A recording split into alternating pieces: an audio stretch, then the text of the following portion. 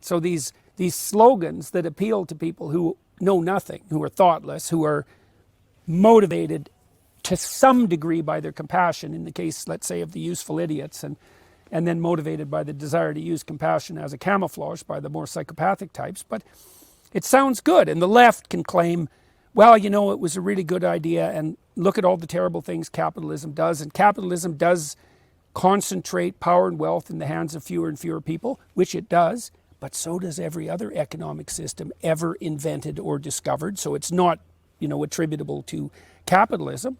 And so that, combined with this promise of universal brotherhood and the desire of the radical leftists to overthrow the capitalist endeavor, means that the faculties of education produce teachers who know nothing about what actually happened in the 20th century, because they don't know anything about anything at all, and even if they did know, would be inclined to downplay it or to excuse it with, you know, hand waving like, well, that wasn't real communism.